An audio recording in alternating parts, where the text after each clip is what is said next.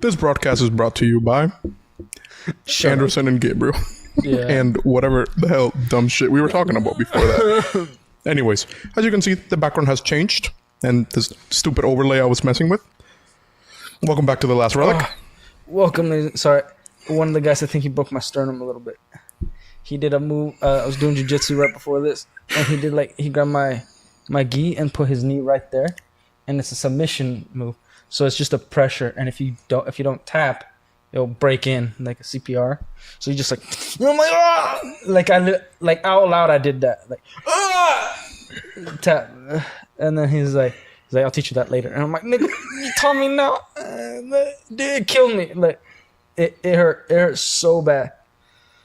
And then the other one, I think he's like, this one's called 100 kilo. And I was like, okay. Other guy comes in, and then he just he's really good. And he just got on top of me, and then all he did was press his chest against my my lungs so I can't expand. And I just out of there, it's not even like a grip or nothing. It's just locks your lungs in so they can't expand. Yeah. So have you ever seen those videos of people cave diving and then they get in a crevice?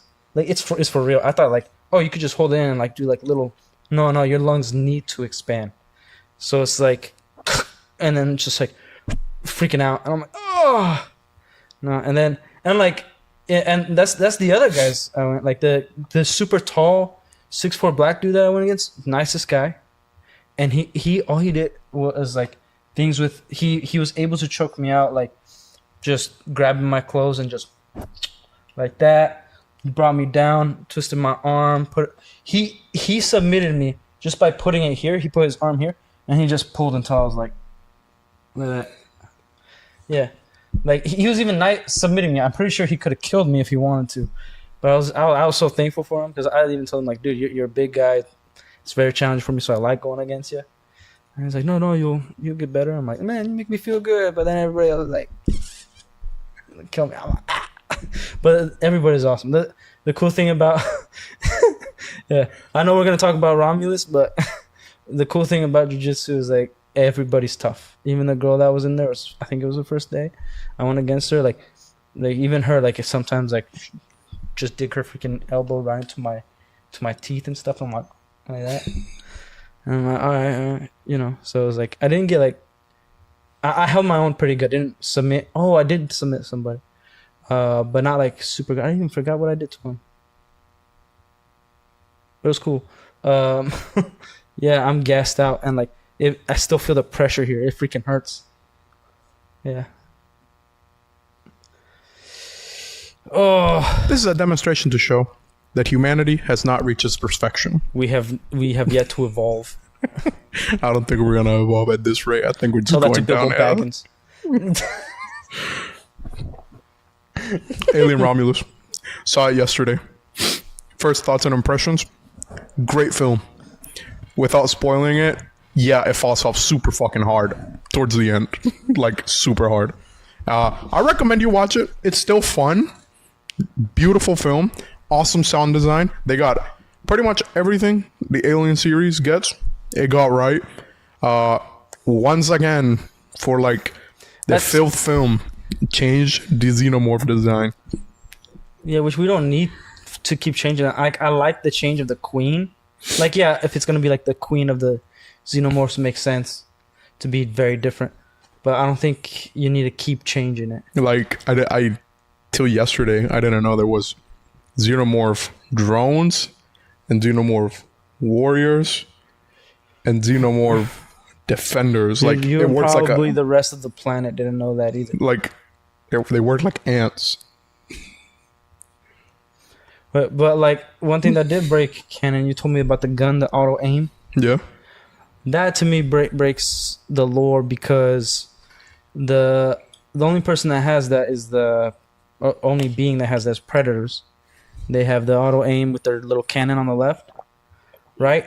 And the humans have futuristic weaponry, but they still have to aim and shoot and be skillful at it. Because what's the point of training how to shoot a weapon if all it does is aim and the bullet gets you? Because that also doesn't make sense unless all the bullets are little rockets, like little torpedoes that with like a homing device. Oh no, okay. You know what I mean? So the stock of the weapon, it has a hydraulic that moves itself, like it moves you with it. Oh, I'm not sure if I like that. So it's like, and like it's supposed to be outdated technology too, by that standard. Like I would understand that it would be a prototype of sorts. Yeah, Because it's so compromising. Because if it moves you and there's an opponent, you don't have the human reaction to move it if it's already aiming at something else. yeah, it's like what the targeting computer shows you, and then you point and vaguely point at it, and you hit the trigger, and it'll automatically aim for the weak spot of that thing, and then. Now, Anderson's gonna talk about it now in relic fashion. When we watch something in theaters, there's a theater experience review, which usually is a nicer review. We're like, man, that was amazing, blah, blah, blah, blah. And then the second perspective review is usually the legit review, where we're no longer thinking about the magic. We're thinking about the... Right? Because, let's face it, when you go watch a movie in the theaters, being in the theaters, you're already excited. You spent some money. Yeah, if the movie's really bad, you feel like you got cheated because it's overpriced and everything. You know, you get your popcorn, whatever.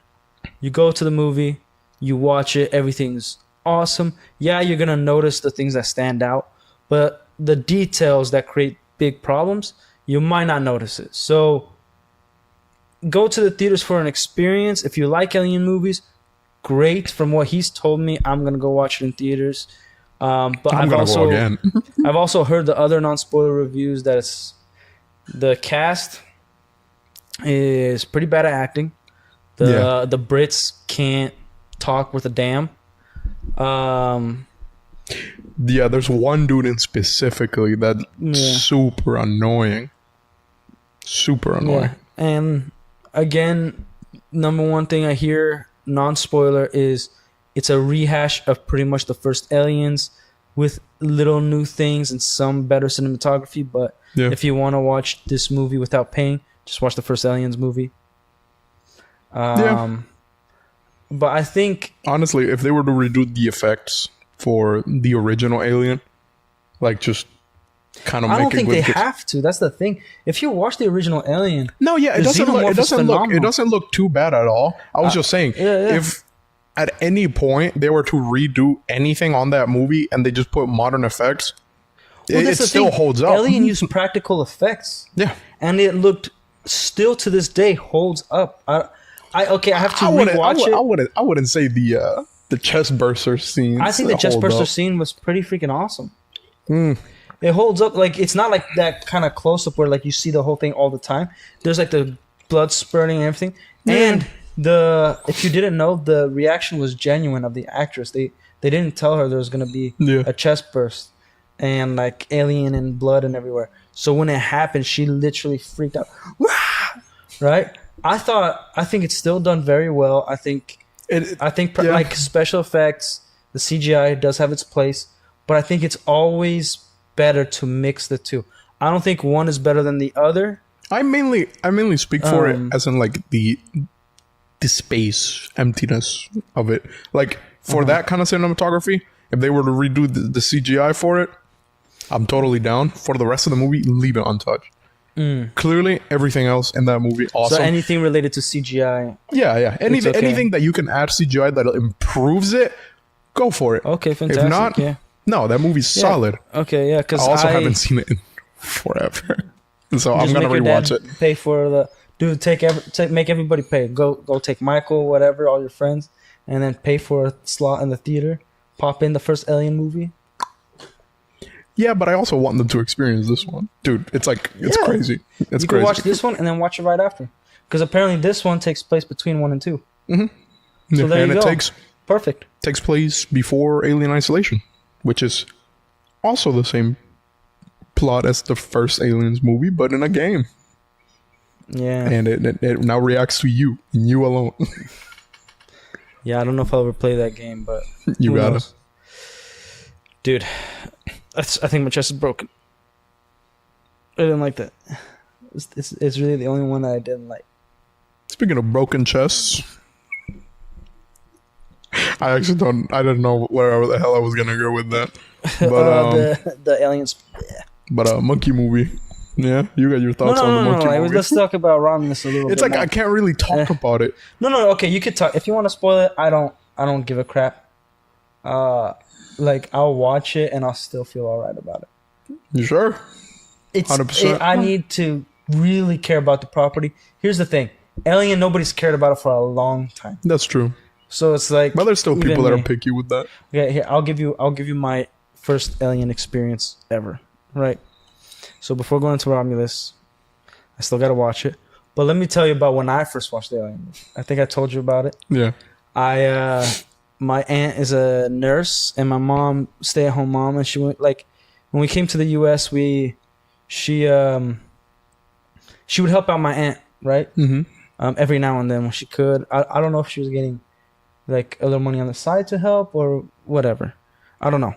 So we go to this old lady's house, and she has a nice house. And in Brazil, we don't have ratings.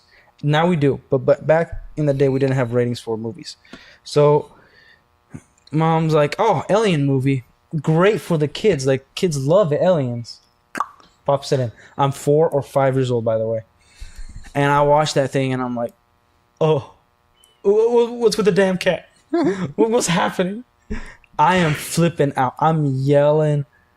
I am like, but nobody's listening to me. Like, and then I fall asleep on that couch, and then I have a dream that the aliens captured me and they're eating me from like the fingertips up. It's not like your normal, like they couldn't impregnate me, I guess, but like they're just like eating me, like ripping me apart. And I'm like, ah, and I'm still on that couch. And like the lights are on and it's dark just like it was, but like the lights of the rooms are on, so like the doors are open and it's just the light of the every room, and nobody's coming to get me. And I could hear my mom still helping out, my aunt in the other rooms, but nobody's listening to me. And I'm flipping out, dog, flipping out. And I'm just like, I don't know what to do. For a week I had nightmares, man. And then like I told my parents, like, no, the Alien movie, like, it can't be that bad. It's aliens. And then they watched it and they're like, oh, I don't think you should watch this. Damn straight. And then they're like, there's 2 or 3 more movies at the time, or 4. And they're like, all right, you go to bed. I'm gonna watch the second one. And I'm like, okay. I don't. And then like later on, like, man, my parents watched the second one. Can't be that bad. A few years later, it's worse. It's so much worse. Yeah. And again, 1 and 2 are great films. Phenomenal. I love them.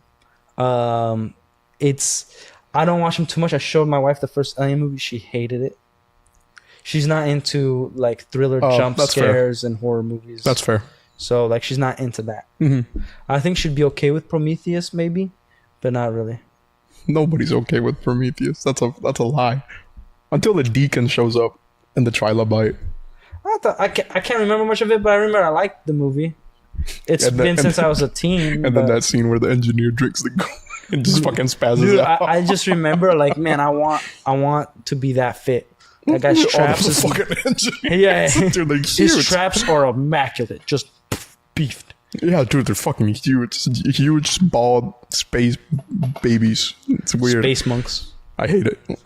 But anyways, Alien Romulus, you told me you freaking loved the experience. You watched it with your dad, right? Yeah, I watched it with my family. Yeah. The whole family? Mm-hmm. Oh, awesome. Yeah. All right. What was it? Genesis was the one who was like, all right, you guys, we're going to watch it in a new theater. So, if parking's fucked up, your problem, not mine. Because you guys are driving there and I already ordered the tickets. So we go there. And it's the one near downtown. So close to the airport. Oh, so it's not Veterans? No. Is it a different one? Is it a better theater? Yes and no. The reclinable chairs are different than Veterans. Are they better? No, I wouldn't say so. Okay. They're still pretty comfortable though. Yeah. But probably the food is better. I didn't have any of the food. All I grabbed was like I'll tell you what, it's a freaking ripoff. They got those damn mini burgers. They're literally mini burgers. They're like this big.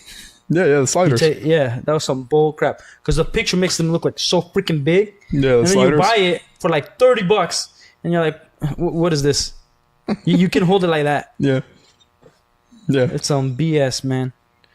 Like, no if wonder they're going out anything, of the only good place to actually eat and like watch movies is a Look, and then before that one, it was Studio Movie Grill. Because you actually order like full on fucking food in the middle of the movie, and they just bring it to you. That's awesome. I think where's that? Look still open. It was in University Mall.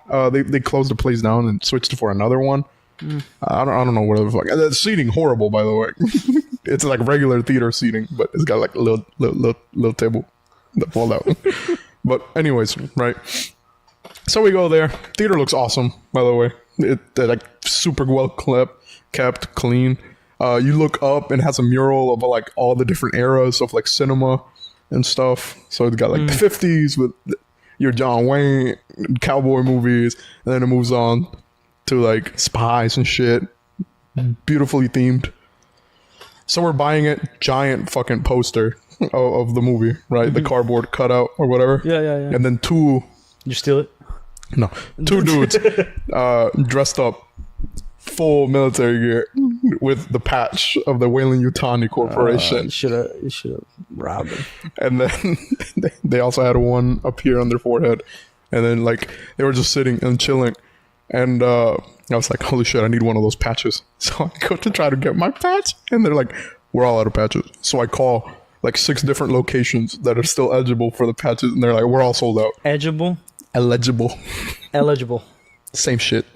No, you're edging. So I call. Edging for a patch. Didn't have them. Yeah, I was. And they didn't have them. So I got this pin. And apparently nobody knew that there was a pin. So everybody got the patch. And I wanted the patch and got the pin. You get a bunch of pins and sell them. I have like 5. So yeah. Sell them and get a patch. And a pin. But now, was your theater full? Was it? Yeah, we got into the Dolby thing. Yeah. One open seat. And it was the seat right in front of the screen. Because nobody wanted that bullshit. Everything full. Heck dude, yeah. Absolute silence. Movie starts, whatever. Cool. So, first and foremost, Weyland Yutani, definition of bureaucracy, man. It is it seems like it would be infuriating to deal with that company, but main character, they just have slave labor. Yeah, main character, right? Yeah, goes or whatever. She's trying to get transferred from a planet to another one, and she goes to the office, and you first think she's got an autistic brother. He's just kind of sitting there, you know, chilling. Just a retarded robot. Yeah, no, you didn't find out he's like a synth, so whatever, right? So she's there. She's like, oh, I've worked the eligible amount of hours for my transfer to another planet. And she had worked 24,030 hours. So that's like years, right? I'm gonna calculate this. 24,000 and what hours? And 30. Yeah, something like that. And then it showed that she was 30 above eligible for like transfer, right? Mm-hmm. And then you see the lady working at the counter double that amount. That's 1,000 days. That's almost 3 years. Yeah. Okay. And then she doubles that amount, and she's like, "Oh no! It turns out they just updated the amount of hours that you need." Oh, so she just effed her up to be able to be transferred. So you're gonna be working here for about 5 or 6 more years. And then she's like, "Oh, okay." And then her brother is getting like beat in the middle of the street and by some kids. I don't know why. I guess that's just something you do for fun in a mining colony, I guess. You just beat the hell out of people. And then he's like spazzing out. And then, yeah, they resets it, whatever. The whole point of the movie is they're trying to get these cryopods, because the only way to travel through space is through cryo sleep. And they need the robot dude to be able to access the facility, because only a synthetic being can like open it with their like ID finger things. I don't know how that works. I don't remember the first alien. What about the wiener? Will that work? No, I think it's fingers only. But anyways, Man, they like a get in, robot's life for me, huh? and this dude is like this British dude. I don't fucking know the name of the character. I really didn't give a fuck. Anyways, he's been a dick Yeah, nobody likes the Brits in this. to the robot dude the entire time. Chips. We find out why. It's because yeah, his mom was in an accident. It's a mining accident. The robot? No. The dude's mom, right? And he hates synthetics because in the mining accident, she was still stuck behind the gate or whatever. And then the synth decided, in order to save the most lives, I have to sacrifice these 3 people to save these 12. So he shuts the gates. It was bomb. So he shuts the gates, and his mom dies in the fucking gas leak or whatever. But he's a Brit, right? Yeah, and so he blames the robot. Who cares? Exactly. So he blames the robot. Like she wasn't gonna fucking die in that mine anyways, right? Mm-hmm. And yeah, he's just being a dick the entire time. Gets killed because of course he gets killed, and like pretty much everybody gets killed. So is he the first one to die? No, he's the second one to die. Wait, do they do yes. the black guy trope? Does he die first? Actually, he doesn't. I think he's like the last one to die. Oh, nice! Subverting expectations. He's the last one to die. But he dies? No, Man, the brother always gets it. He gets like super beat though. Yeah, he's in pretty bad shape by the end of the movie. And then, like, xenomorphs, cool. They went and did the whole like, xenomorph infected one of the main characters. Fucking chest blows up. Gross, whatever. Kills a pregnant lady, or almost kills a pregnant lady. So this guy's Ezra Miller. No, the xenomorph, not the dude. So they cast Ezra Miller as the xenomorph? Nice. Sick. And then, man, what happened? Did he What? beat it first, though? No, he just straight up. Okay, answer me this. So the xenomorphs, obviously, they infect you, right? With Well, the face huggers do, yeah. the face huggers, but the xenomorphs as well. No, they just kill you. No, because I remember their the little little mouth? mouth can like spit something in your mouth or something, or what? No, it just fucking kills you. It just crushes you. Man, I thought I remember something that it could do it. I think it's a xenomorph variant for sure. Okay, so does the xenomorph eat you, or does it just kill for sport? Like, what's? Let's lay it out here, because I've just like the rest of the world, I've forgotten how this all works. Originally, from what I remember, they just kill you because you're a threat to the colony. They just kill you. There's times where they'll incapacitate you and bring you back so that they can put you in their little layer thing and you can get infected by one of the face huggers without you being able to do anything about it because you're just stuck in the wall by like some secretion. And then they just keep you as an incubator. Then there's times where they'll just bring you back and then they'll like examine you and see if you're a suitable host. But if you're dying or losing blood or anything, they won't use you. So they'll just kind of leave you hanging up there to die. And then, I guess, feed on you. Because what's explained, it's a perfect organism because A, it doesn't require sustenance to keep going. So it just kind of kills just to kill. It's pretty much the perfect killing machine. And it adapts to majority of environments. The only way you really can kill it is the vacuum of space. Okay, that's what I was gonna ask. Yeah, it's like the only way you can actually kill them, unless you like you blow them the hell up. Then they can also die. This is phenomenal. But from natural causes, they can't die. Can't die from starvation. Can't die from extreme temperatures. It's just pressure of space killing you pretty much. Or the predators. Yeah, but that's like its own thing. And then there's like an updated timeline now on how like the movies go, including the Predator movies. I think I had it written down. Okay, so the Predator movies are first. Prey, Majority of them. Predator 1 and 2, AVP, AVP Requiem, Aliens 1, 2, and 3, or 1, now Romulus 2, 3, 4. I don't know what the Prometheus movies fit in.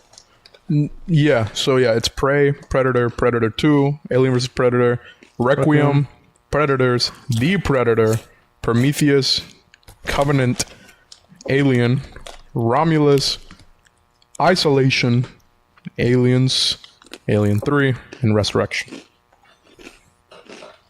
Because Isolation takes place a few hours before Aliens 2. So the game takes place. You know what's crazy? I think it's insane that this property keeps killing itself, but it's the only property to not make sequels after the fact of 4. Yeah, they only made 3, and that's it. And then 4. I guess you can really count this one. It's like a sequel, prequel thingy. So no, there's a ridiculous term for it's like intermequel or something like that. I've never heard of that. It's a super gay thing. I'm not using that. I know, but keep ranting about Romulus. I'm gonna get some. This is awesome. Get this. This is awesome. They're better with cream cheese. I don't know cream cheese. I love cream cheese. You fat sack of crap. Anywho, yeah. I'll be back. I personally love the movie. It does have very glaring problems. Especially, like I said at the beginning, towards the latter half.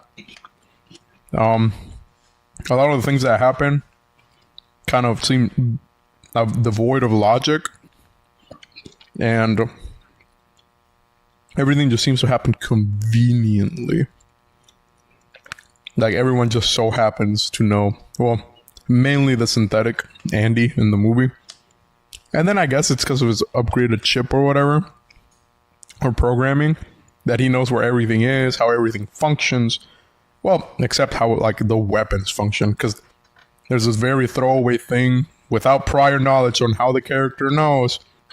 Yeah, the Space Marines, or Colonial Marines, use this weapon like this, such and such, and it has this mode that if you're inexperienced, it can help you out or whatever, and it auto-targets. And, like, yes, it's a cool addition to how colonization worked with humanity in that universe, but it's like, if you have something that advanced, it's like, I'm pretty sure you could have done something more by now. And, like, the whole point of this movie, it's like, yeah, the colony Romulus and Remus failed because, or the only reason that the whole project was started and that whole experimentation is, humans keep getting, humans keep dying. Yeah, they also experimented on something. I don't know if it was a human or someone else, and like the experiment failed, and they still kept going with it. Right? Yeah, they're just trying to like make the perfect version of the compound. Mm-hmm. The synth in this movie thinks he did it,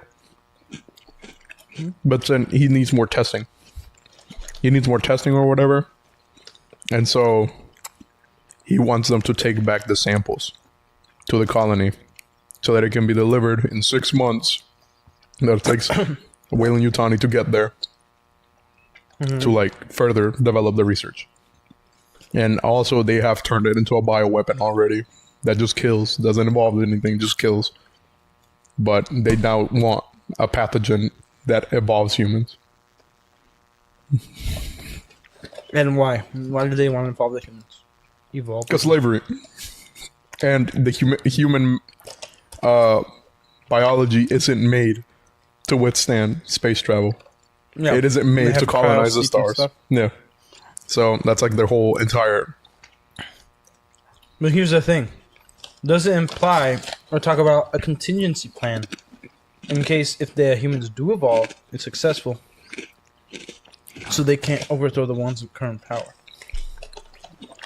No, but it does heavily imply that like the genetic manipulation messes up your mind enough to where like you're pretty much docile. Pretty much. But of course that doesn't fucking work that way. Yeah, because if you evolve something forcefully, they're gonna also evolve to something more later. Yeah. So it doesn't work that way. And it gets shown the compound or whatever they have, the version of it, can save rats from like pretty much like mangling. It'll just like restore them, but they also don't find out till later that they just like they fucking blew out of the rat and like evolved super rapidly, and they killed it in the process because the body couldn't like keep up with the evolution rate. And yeah, it's like, movie has problems. I liked it. It's definitely a cool experience.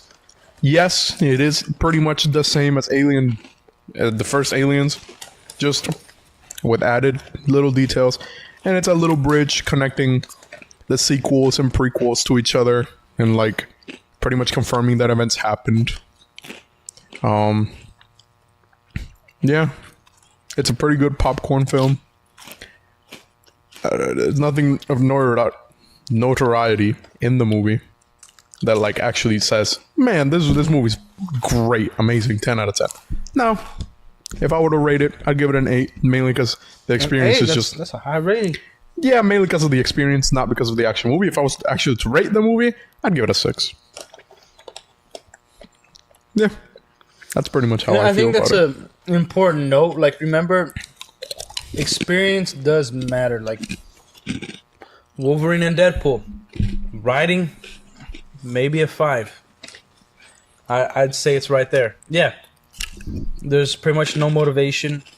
That's like, it retcons things, the previous establishment. It kind of, like, his whole motivation shouldn't exist, and doesn't need to be in the film to progress the film, right? But experience wise, especially like in 10-30 years, no one's going to worry about this. Like, my kids will not care to see Wolverine and Deadpool in 15-18 years, right? Because they didn't go through, I guess, the corporate drama of everything, where like, oh, Disney acquired Fox and they couldn't do it before, and Hugh Jackman, the actor, tried to quit and retire, blah blah blah blah, doesn't want to do Wolverine, and then he made a mistake because he saw Deadpool and he thought, they could work something out, blah blah blah blah. That's not gonna happen. So like, the test of time, like, it's not gonna last. It's just gonna be like, yeah, they made this film, and those who are our age, grew up with the X-Men films, we're going to understand the references, but they're going to be later references that are going to be explained to the next generation. Also, that whole like Brie Larson and the actor for She-Hulk, like, wanting a cameo in the movie or whatever, and then Ryan Reynolds, Ryan Reynolds was like, and no, you guys suck. What's his name, Hugh Jackman, just like said no. Yeah, good. At least they know. Look, they might not agree with they might not know everything is good, but at least they know something suck. You know what I mean? Like, they still think Logan is good. It's not a good film. Like, maybe it's a good film. It's not a good comic book film, not a good comic book adaptation. Everybody in the world can do without that bullcrap. But I digress. Speaking of the evolution part, we're not gonna talk about a review, but I want to talk about Planet of the Apes. I just watched the most recent one on Hulu. Now, it's enjoyable. It sucks towards the end. The girl freaking sucks. She's worthless piece of garbage. Proximus is a good guy. That's what you walk away from. It's like he's a good and bad guy. Yeah, he's in for his own way. He cares about himself. He's willing to sacrifice the apes, but the movie proves him correct. Even Noah admits that at the end. Instead of, like, they're doing everything, and the reason I say he's a good guy is because even Noah, the other apes, are doing everything against what Caesar taught. Caesar had to go to war with other apes because they were gonna kill other apes and humans, so it was more of like a self-defense. They're just killing. So yeah, that's bad. That sucks. But there's a lot of problems with the film. A lot of problems. I could go into depth with it, but it's one of those franchises That's similar to Pirates of the Caribbean when they were coming out for the fourth and fifth one, right? Where it's like, we don't care if it comes out, but it's one of those movies. If you go to the movie theater and you're not sure what to watch, it's there. Hey, let's watch that film. That's what Planet of the Apes is, and it could be so much more. It could be so much more. It's such an interesting thing. One thing that bothered me is like there's these open fields. They show zebras for a second, but there's no tigers, lions. Like there's a lot of animals that broke out of the zoo, and probably had more kin, more cubs and all that stuff. And that's not really a threat. That's not really a problem. All the apes are worried about is echoes, which are just humans. And then they see zebras for the first time. And yeah, there's issues. There's things that could be brought to this world in a much better way. And like Fallout would be a good example of like government contingency plans for when something is happening, to get the smartest minds so that we don't lose history, we don't lose, the ability to create boots, jeans, buildings, art, all these things that like that's what the vault programs were. Yeah, and I would say like especially if a virus is coming out, the government would try to prioritize those who they deem most important. And we've seen it with multiple movies. Multiple movies and shows. There's the one with Elijah Wood where he's a kid and he discovers a comet coming to Earth. I forget what it's called. And there's 2012 where like all these rich people and also smart minds and intelligent people are gonna be on arcs, on boats, rafts, So there's a lot of examples that like, hey, the government might already have this. Mm-hmm. And if you guys didn't know, Hollywood, there's a lot of people that used to work for the government that is currently in Hollywood. The guy that writes Jack Reacher, I think he was a SEAL, a Navy SEAL. Something like that. Wrote the Jack Reacher novels, or he was in the military, and then like his co-writer was a Navy SEAL or something like that. So there's a lot of people that have been in things that we don't know. Like I'll tell you, well, I know there's somebody in my family, married into my family, and they work for anti-terrorism. And they told me that they were watching like James Bond movies and stuff like that. And the things that like movie critics might criticize, or even reviewers be like, man, that's impossible, that technology is insane. He points out like, I don't know how they know about this technology because we have it. And I'm like, what are you talking about? Like that exists. And I'm like, that's insane. Now, don't take my word for it. If you don't want to, fine, live in your own world. But I believe the guy. He's seen some things. He's done some things.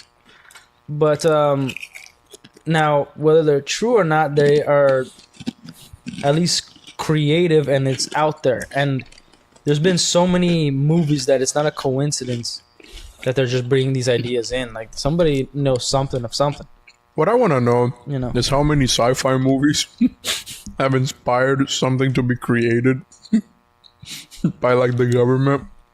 Like, holy shit, that looks kind of cool. It looks kind of practical. I think we should. Yeah. I think we should make that. Yeah, and like, yeah, who knows if like somebody made a movie and then the government was like, hey, that actually looks pretty interesting. Never thought about that. Let's work on that. Like it's not like bunkers are a new thing. Like nuclear fallouts, like people have them in their backyards. So I don't know. Planet of the Apes, I think could be much better. I think even Aliens could be much better. I think a good story would be like, what if they are successful? What happens then? What if they did accomplish their mission? What happens after that? Like, what kind of turning points are we gonna get from there? Like, are we gonna fight an intelligent xenomorph that could talk, that could think? You know what I mean? Like, and then it's gonna create some sort of a Planet of the Apes situation. Stuff like that. Well, there's a prequel show coming out don't by FX. Okay. Don't care about prequels right now. Like, we got it already. Like, do we really need a prequel? Like, I like the mystery. I don't. Alien vs Predator was fun, right? That's the biggest prequel we need, or we got. Like, oh, back in regular times now, whatever 2004, whatever. We got a little backstory that the Predators, they breed the xenomorphs. We don't, and even then they kept a little mystery. We don't know where the Predators come from. We don't know where the xenomorphs come from, and if they created them or not. But we know that they took them there on Earth. They would have them breed and use the humans, and then create like an army of xenomorphs so they could hunt for sport, right? And then if they were overwhelmed, they had nukes. Right, and then restart the planet or whatever. Mm-hmm. So there's these underground temples, all that fun stuff. Right, yeah, a little crazy, a little stupid, but it is what it is. And you could reconcile in your brain, like, no, that might have been that faction of Predators using this particular xenomorph. Cool. Whatever. But we don't know if they come from the same planet, if they come from different planets.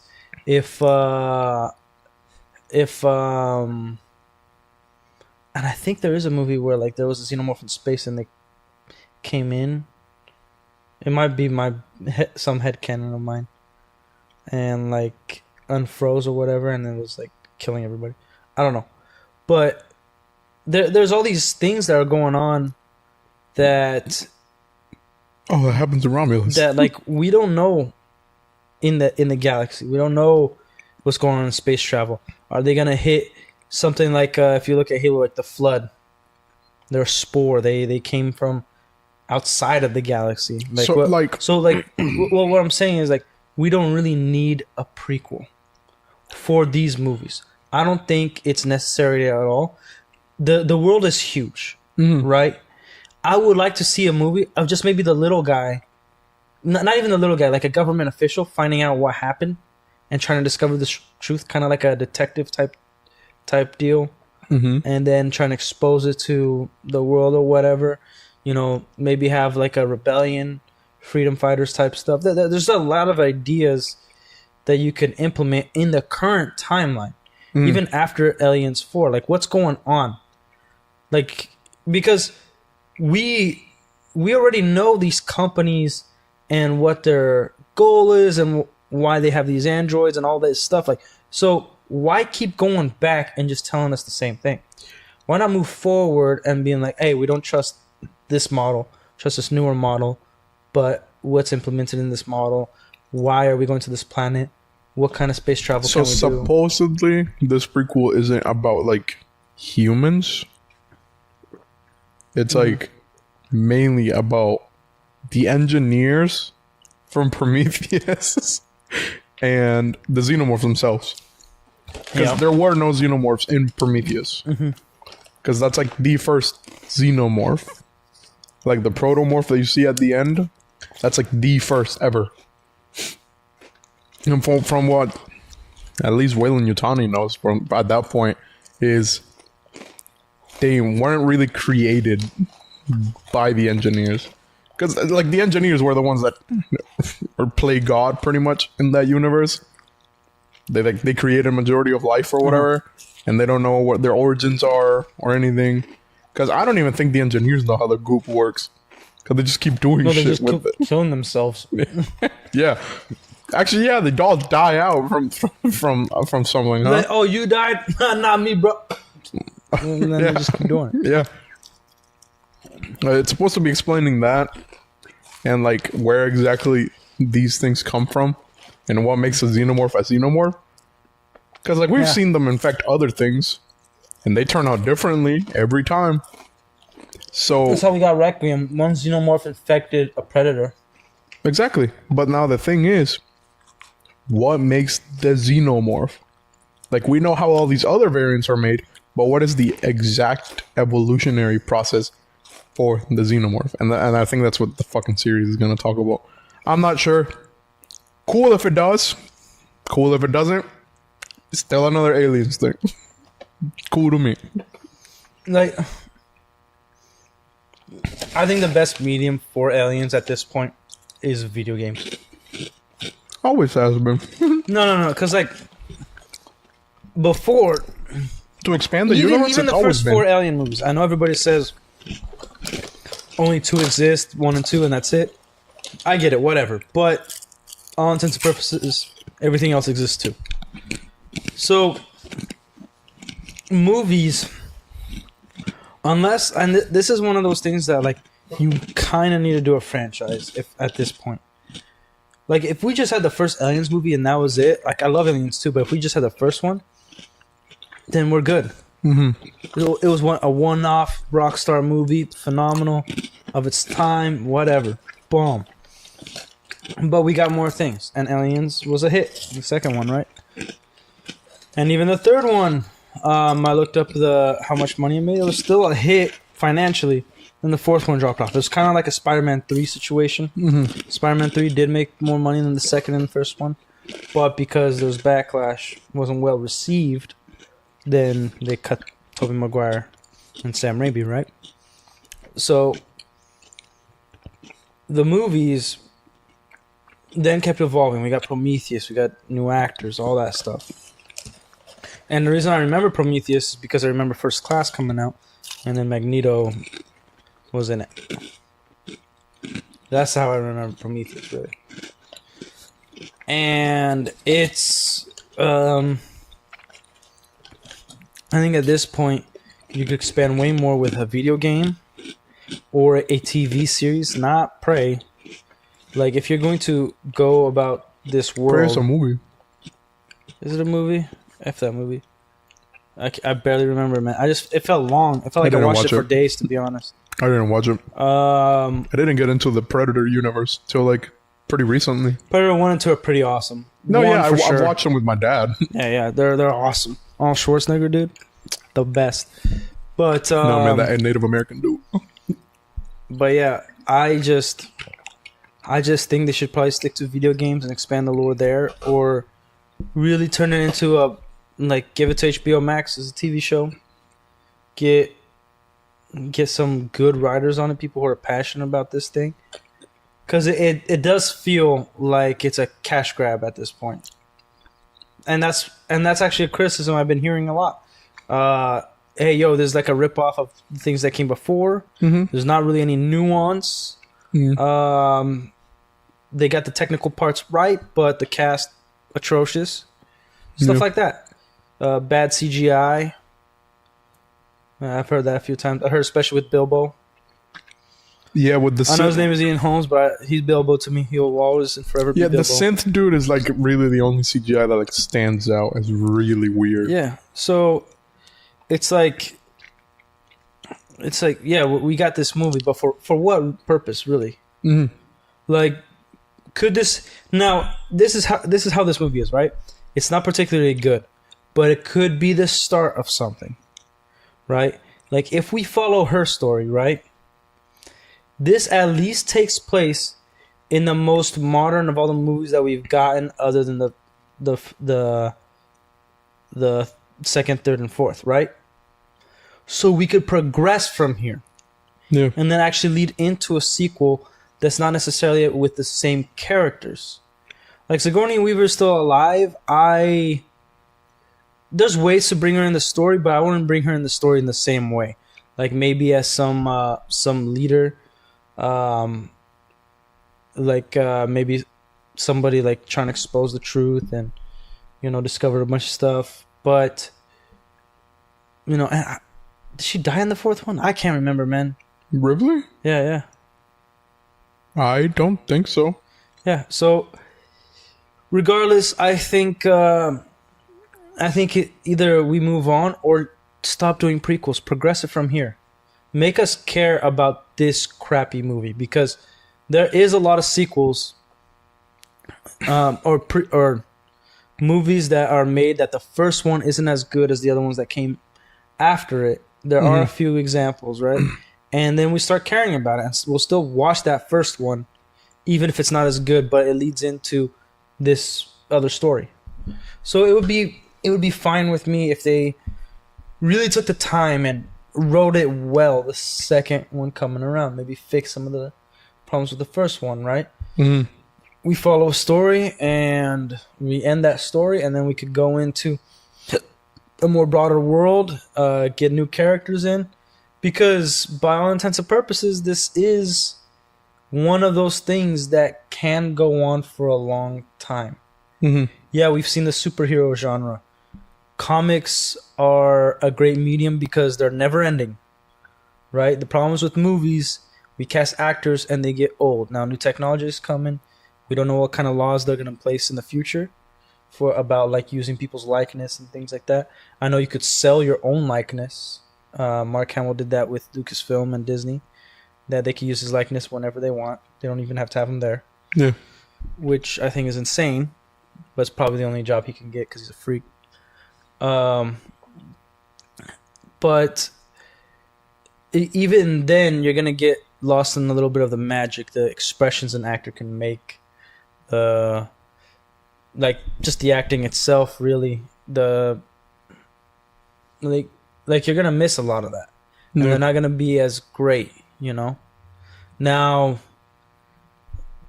I don't know if there's gonna be ways around that. I don't think so, but we're coming into this era that we kind of need to open our eyes and being like, we're okay with things ending. Aliens, historically, other than the first four, it's different stories here and there. We got Predator, we got all these like different stuff, and we're following more the story of what's going on more than a main character, right?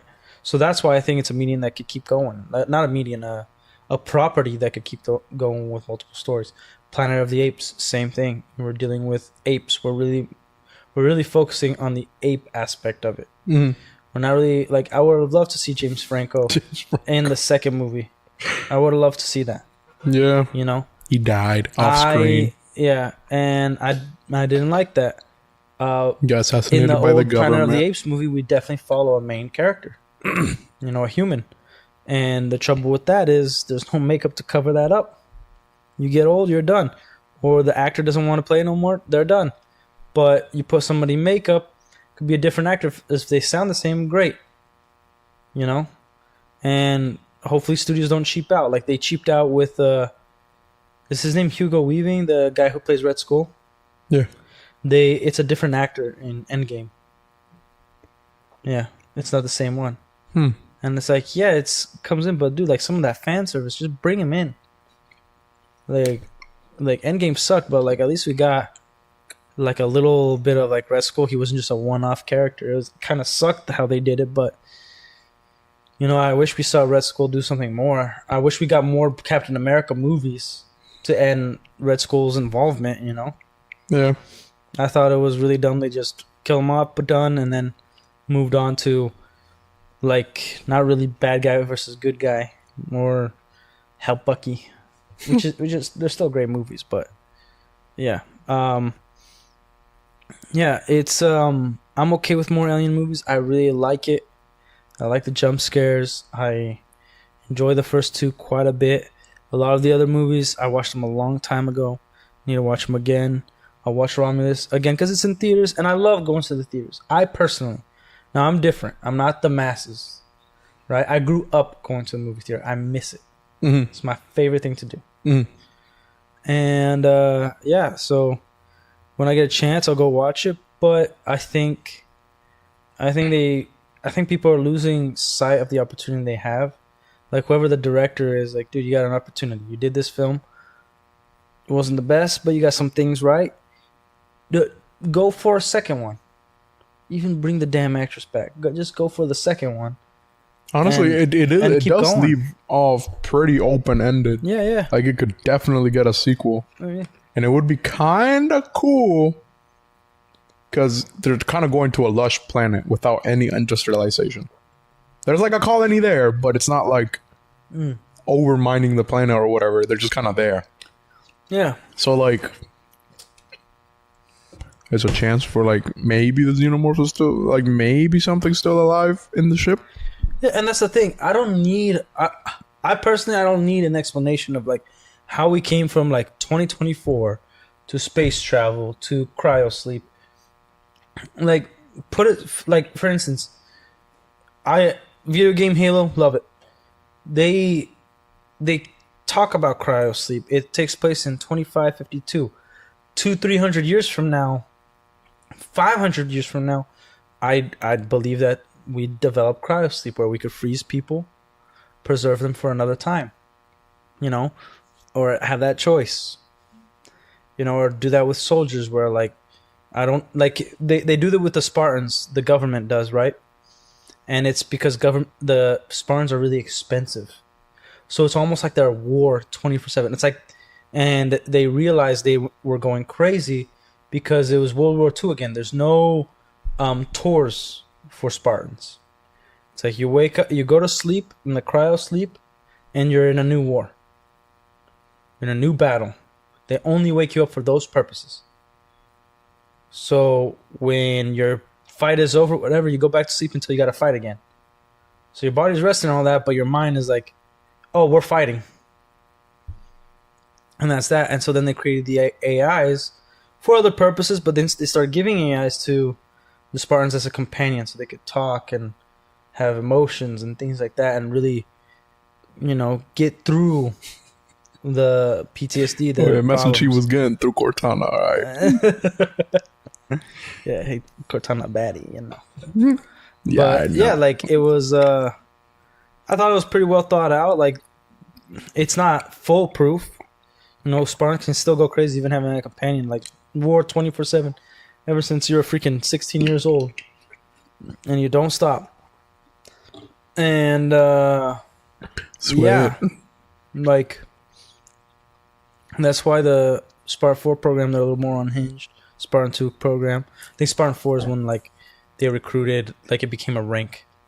So they're not as tall, but they're still very strong. Like they kidnapped children right in the beginning, infused them. They're more susceptible to the injections and the experiments. Not all of them made it. Some of them, most of them died. But those who made it became like freaking beasts, 7 foot, sometimes 8 foot, whatever. And they're huge, massive, super strong, super agile, quick reflexes, all that stuff. And then later it became like a rank. Like Bucky's a good example. He was an ODST, and new pathogen came in, and they were able to synthesize it so it doesn't hurt. And you can go through the Spartan program if you've achieved all the rank and everything you can, and you still want to go for it. You age much more slowly, become bigger, taller, stronger, but you're still not as tall as Master Chief. Like Master Chief is massive. Like on the end of one of the Halo 4 games, I'll show you. Oh, when he talks to the soldier? No. When he's like, when he walks next to the other Spartans.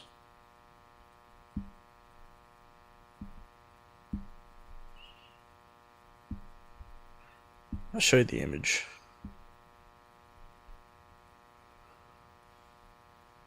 Oh my god, he's massive. He's huge, dude. Yeah. He's freaking enormous. Like, look at him right there, and then all the others. Those are other Spartans. Like, yeah, he's awesome. Mr. John 1117. John 117. John 117. Mr. John Halo. Mr. John Halo. It's Master Chief, and it's John. Yeah, John Halo. Shut up.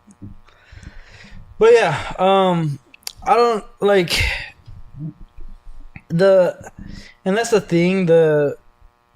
There's because I watched it. Planet of the Apes also has that opportunity right now. We got done with a trilogy, Caesar's trilogy. Now we're moving on to Noah. I hope Proximus is not dead. I hope the orangutan is not dead. Raka is the best. The GOAT. And I hope the chick is dead. Like, she was about to kill Noah in front. Also, really retarded thing to do. You're in front of all those apes, and you're just gonna. You got 4 more shots in there. By the way, you already used one. One for me. Yeah. And she asked like, and there was a suspicious amount of women. There's like one dude, and all the women are like, anybody out there? And it's like, I don't think this. It's kind of weird. Yeah. Not reading too much into it, but it was like a little bit like, I was there for the monkeys, not for the people. Definitely wasn't there for the people. Not even the people were there for the people. Gosh, and so stupid. She was the worst part of that movie. Take her out of the film, pretty much same thing happens. Eagle's son. No, seriously, take her out of the film. Pretty much. Without the whole damn thing. Yeah, and then Rocco would still be alive. Maybe. No, because the only reason they're going after him is because of the chick. Remember when on the Doesn't bridge? his son get killed? Whose son? Rocca's? His son gets killed, yeah. But they don't know Rocca's alive. They're not True. They're not hunting Rocca, they're hunting Yeah. the girl. Mm. But if they killed his son, well, what you mean? They might have killed his ass too, right after. No, a fool. Okay, if the girl dies before they get to the bridge, right? Like they capture her, whatever. Rocca doesn't die on the bridge because there would be no reason for them to be there. Yeah. And then him and Noah could keep going on their little journey. True. And we could have got a little dynamic, a little buddy duo there. What was it? I can't remember the specifics of the little like speech he's giving about like how having 4 hands is better than just 2 because it's like 4 times the safety or whatever. That was awesome. Oh, poor humans. Yeah. I don't know who voices him, but awesome job. Dude, freaking awesome. Like, man. I know it's better to latch onto a TV show, but I just want something good that I could look excited for the next thing to come out. You know what I mean? Because here's the thing. This movie, Romulus, didn't come out strong, right? Neither did the Planet of the Apes movie. So the next one isn't going to be like, man, I'm so excited for this second one. It's going to be like, it's again a restart to caring about it. So if it is really good, if the second one is phenomenal of the Apes movie and Romulus, then the third one people are going to be excited for. Because right now nobody's going to be excited for the second one. If the second one comes out, let's go to the movies. What's out there? Like second Alien movie, like I guess let's go.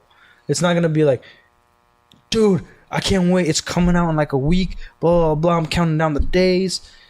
Like, my man, it came out on last Thursday. Didn't even know it was out. Everybody I talked to, I'm like, hey, that alien. Oh, man, I want to watch it. I didn't even know it came out today. That's all you heard, right? Yeah. Because if it was phenomenal, we would, think about it. Okay, we work retail, right? If it was phenomenal, people would be talking about it. When Helldivers came out, no hype for it, nothing. As soon as people started playing it, every customer in here, even customers who don't play video games that much, play it, and they were like hyping it up. Wolverine Deadpool comes out, nobody's talking about it. Freaking Romulus comes out, nobody's talking about it. There's no word of mouth to be like, dude, you gotta go watch that movie.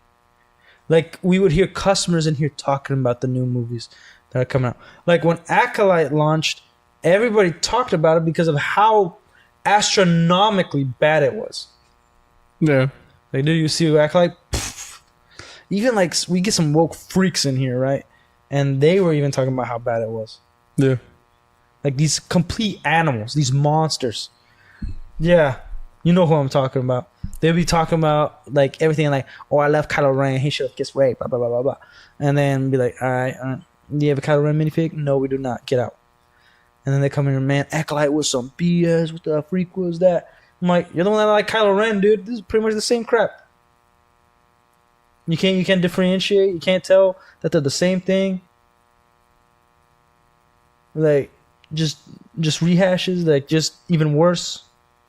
Same company. These people are stupid. But even then they recognized it. And X-Men 97, maybe not a lot of people watched it, but everybody who did watch it, man, they couldn't shut up about it. Could not shut up about it. Yeah. And that's the thing, like, when something really is good, even, like, here's one movie that I think, so that, like, nobody really went to the premiere, nobody went to the theaters to see it, but it's still talked about in terms of, like, the comic sphere to this day, is Batman animated series Mask of the Phantasm. Or is it Mask of the Phantasm? I think. Let's see, Batman.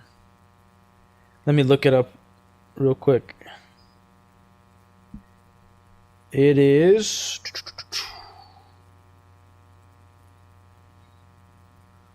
That's one of my favorite movies. Oh, I love Sub-Zero too. Why is it? It's not even showing up. What the freak is this? Yeah, Mask of the Phantasm. Phenomenal movie.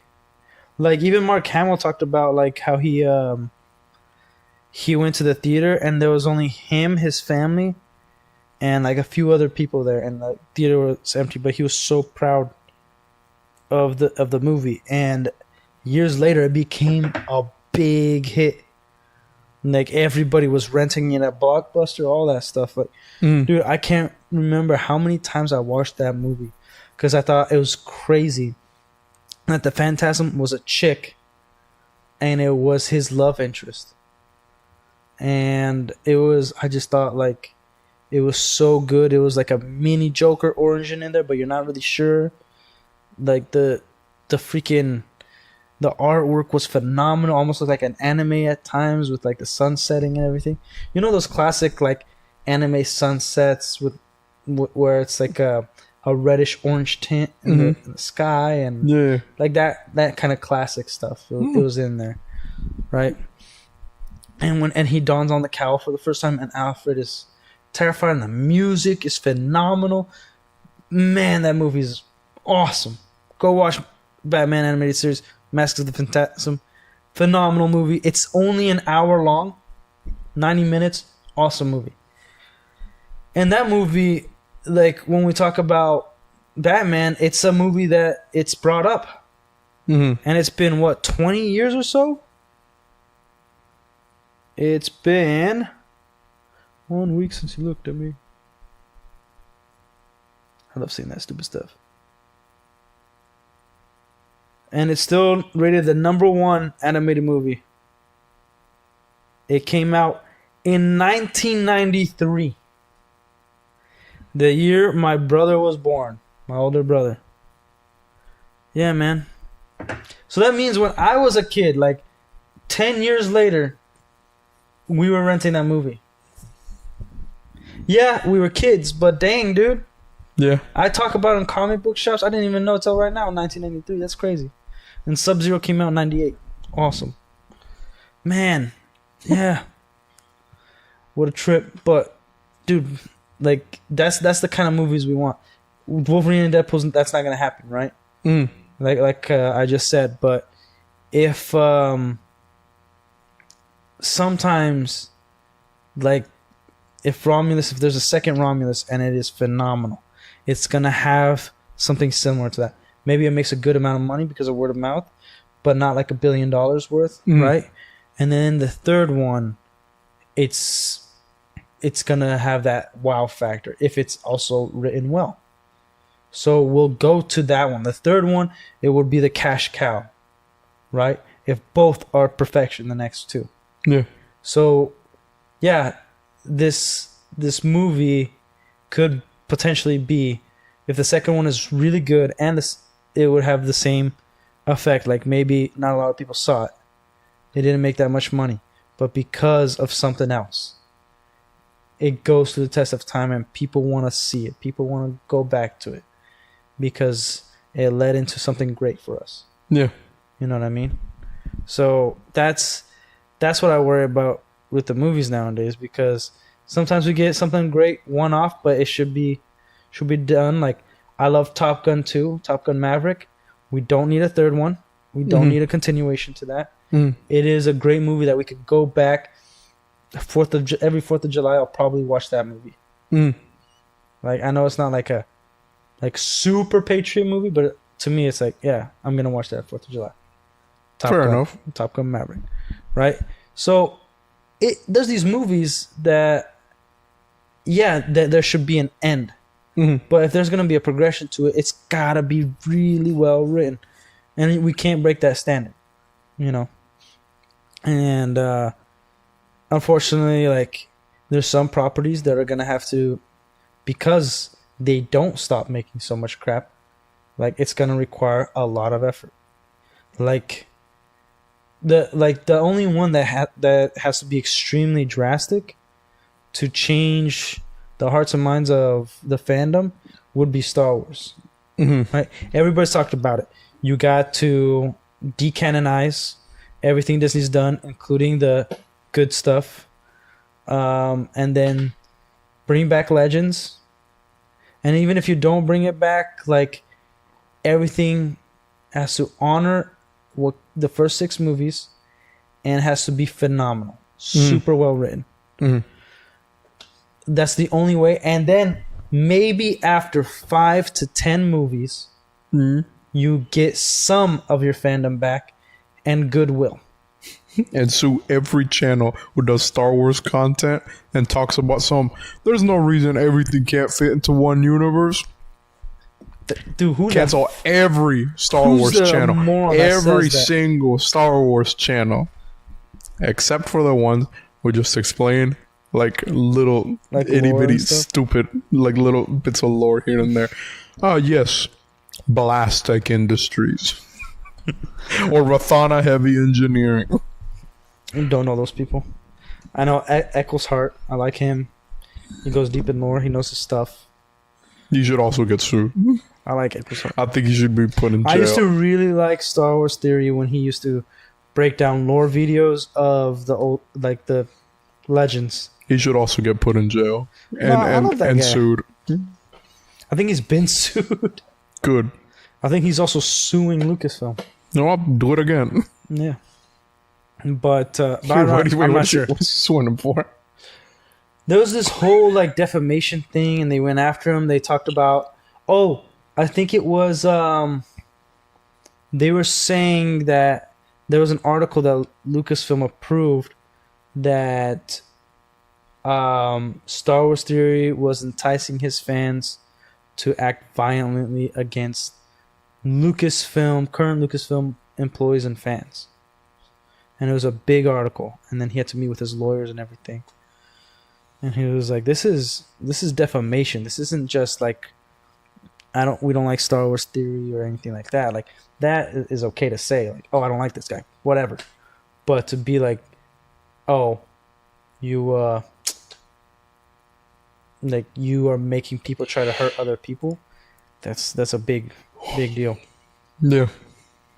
But yeah. Damn. I didn't know it was that bad. Yeah, it came out like a few weeks it's like ago. the clip I saw of Mark Hamill earlier.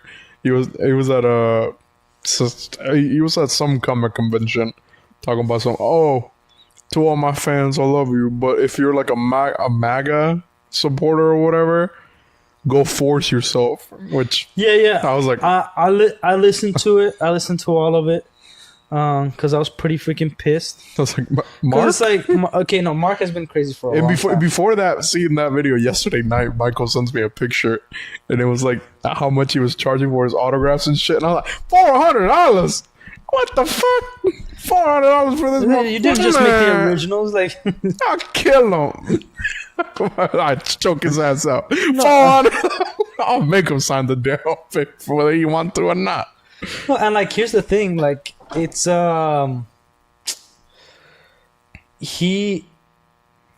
was a joke. What, the $400? The go force yourself. Like, I understood that he was trying to make a joke, and there is some intent behind it, I know, but the thing is, he's not understanding a very, very solid thing here. Half the audience half his fans are Trump supporters. Okay? If you split it evenly, yeah. Like, okay, I even say probably most of his fans used to be Trump supporters. Or what I mean is, like, now he has less fans, but before this whole Trump stuff, like, I guarantee you, like, a lot of them voted Republican just because, like, knowing people who are into fantasy usually like to be left alone, and they're not big fans of the government, right? Especially if you read X-Men comics. But he, number one villain in all of comic books is the government, in real life and in the comics. Number one villain. But what he's not getting is, like, people went there with their kids, with their family members, with their friends, to hear him talk about Star Wars, hear him talk about lore, whatever it is. Like, they're there for the fantasy aspect, not Mark Hamill, the man, Mark Hamill, the actor. That's what they're there for. And I think it's been a long time that he's failed to understand that. Now, I've heard some people say, like, I can't even watch the originals anymore with Mark Hamill. I think that's immature and kind of stupid to say. If it's like a new actor that's trying to make it, and they're like all this political activist, maybe I get that. Like, I understand that sometimes it is hard to separate the art from the artist. But I look at Mark Hamill as he was. You know, like, when I watch the originals, I know that he didn't have the same thoughts or ideas maybe as he does now. And even if he didn't make it known. So I'm not watching any of that. Any of, like, those clips. But also, like, look at Tom Cruise. We love the guy, but in the past, he's talked some major crap. He has said some wild stuff. He's in that Scientology cult, you know, and he was, like, super big advocate for it. But we're not hating on him, and he has a past. I know he's still not talking about it currently, but I think we focus too much on all these guys, and I think we should just assume all actors, including ones we like Henry Cavill, are just all retarded. I mean, look at it, guys. If it wasn't for, you know, Hollywood, we wouldn't have the peak performance of the worldwide champion of the beating random people in an airport contest, Ezra Miller as the Flash. Yeah. Like, why is he getting more hate, man? Like, people He beat the fuck out of those pregnant ladies, man. And nobody's saying jack shit about it. He beat the shit out of them. And their husbands. We'll go fuck about this motherfucker right here. You said something I don't like. Yeah, and the only thing Ezra Miller is not getting heat for is because he's not talking. It's just all hands, man. He's just beating on women, and, like, people are like, yeah, he beats on women, F him. Anyways, let me talk about a 30-minute segment about this old bastard who, like, is senile and used to be something that was nothing. Like, and let's, like, shed the light on him. Like, this fool, Ezra Miller, is beating women on the street, not going to jail, getting hit. Like, he still did the Flash movie. And did reshoots. It wasn't like they shelved it until, like, all this stuff went away. They're like, we'll hide it for you, take you out of jail. Here, do some scenes. Now we'll put this garbage movie out there. Like, he is still alive and well and free. And Kang, all he did was give her a little love tap, you know? You know what I mean? Like, how bad was the beating? Or was it allegations of beating his wife or girlfriend or whatever? No, he, like, straight up decked her. Yeah, there's, like, a video, but, like, it was okay, wait. So the whole controversy thing, I think, was she was drunk and he, like, subdued her or something. I don't know. I don't want to get sued here. I don't know exactly what happened. There's videos out there, but, like, look. Here's a good example. Look at YouTube. Mr. Beast still getting millions of views. And that guy most likely aided and abetted in pedophilia. Yep. like, but people aren't like canceling him, or at least bad mouthing him as much as we should be hearing. Mm-hmm. You know what I mean? Like these top, who are these YouTubers who like all they do is talk about YouTube drama? Like there's a bunch of them that all they do is look up other drama and then talk about it, and that's their channel. Like I think Drama commentators, yeah. Yeah, these guys like been radio silent. Like what's the guy that lives in Tampa? The one with the long hair. Moist. Oh, he's been Moist doing his Critical. own shit. Yeah. And he like came out after like he's always been like I've looked up his stuff until recently. He's always been like, yeah, like F this YouTuber or whatever. And then Mr. Beast controversy comes out. People ask my commentators like, well, there's just too much negativity in this world. I just want to focus on me. Man, suck my balls, man. Like, get on this because this is bigger than all the other crap you talked about before. Like this man is a kitty dealer. You can't even like blame Charlie because every time he talks about a controversy or anything, he's like 6 months late to the party. Yeah, every time. Well, that's the thing. He's 6 months late because he wants to be. He waits till like there's all this information, and then he like badmouths people that were on it before, or like praises people that were on it before as well. So that's a pussy move right there. That's like, why don't you get on and put your own opinion on what's currently happening if this is your channel? If this is all you do, then be a man and do it straight up. And it's like, yeah, okay, maybe Mr. Beast isn't actually a part of all this. He has to wait for the lawsuits to come out. Yeah. Like that, then totally that sucks. But he's deleting comments. He's not commentating about it. His girlfriend even came out and said, only half these things are true, and we were like, what the hell, half? Which half? The bad or the good stuff? You just admitted that half were true. So you did not help your situation whatsoever. So it's good like, if everybody else is speaking for you, man, you got to come out with the video and be like, I know that my channel is not about this.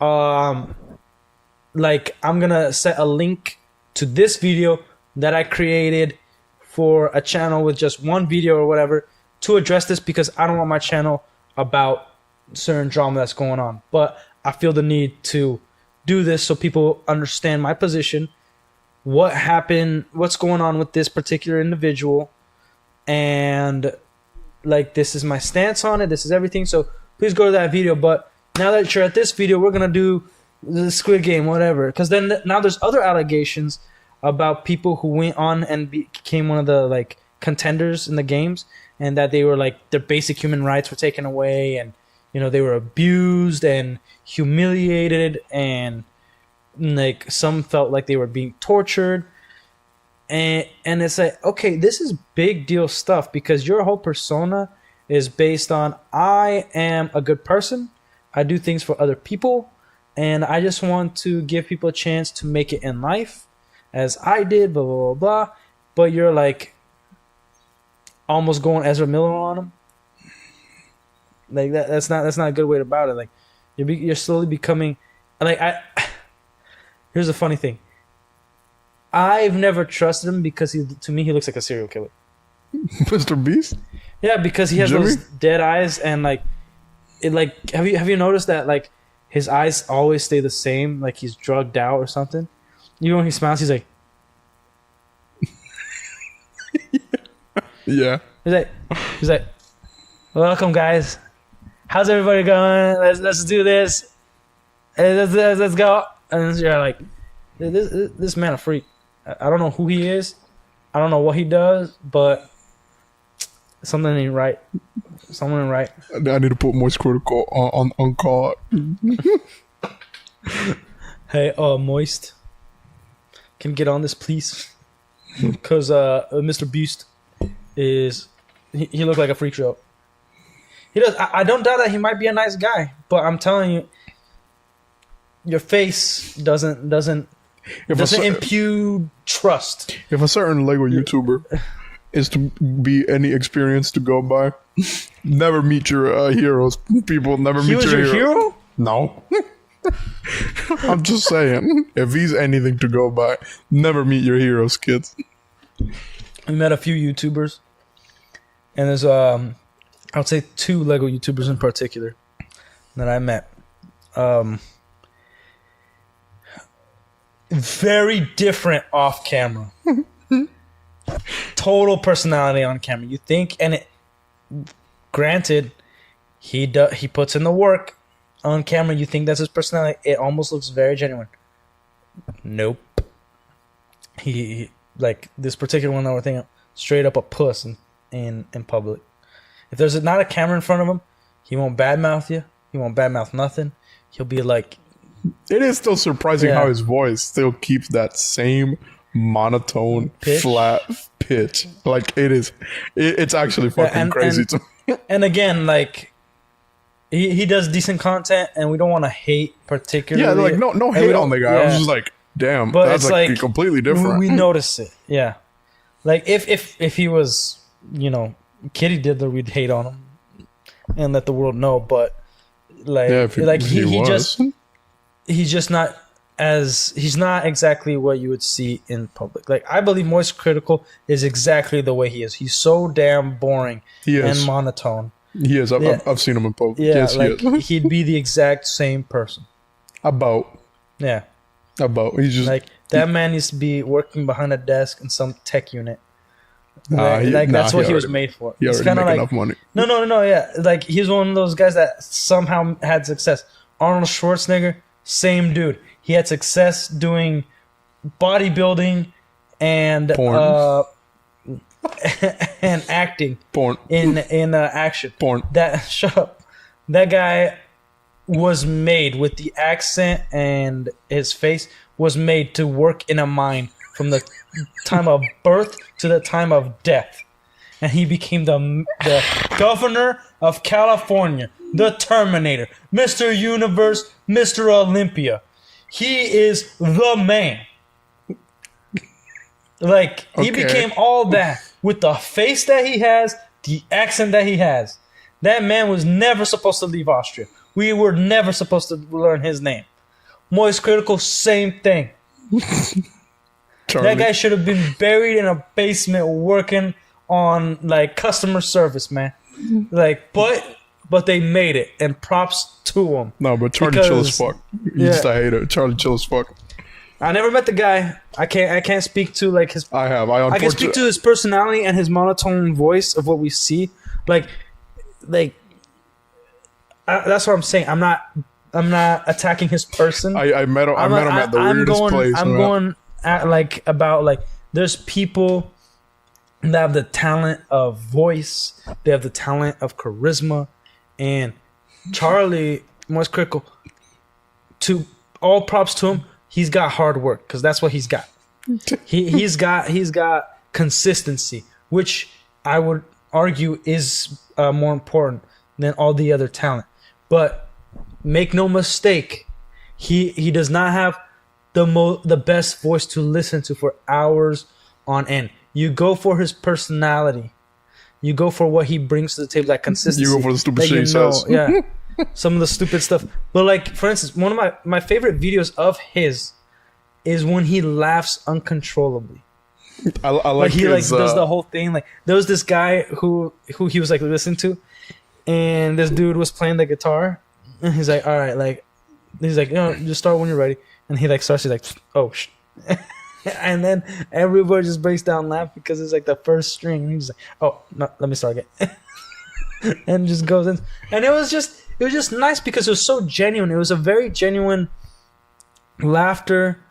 It was very genuine expression, how he went back on his chair and everything. It was cool. So that's nice, and that's what I personally and it's seeing. And he's very different between video on YouTube, stream, and person.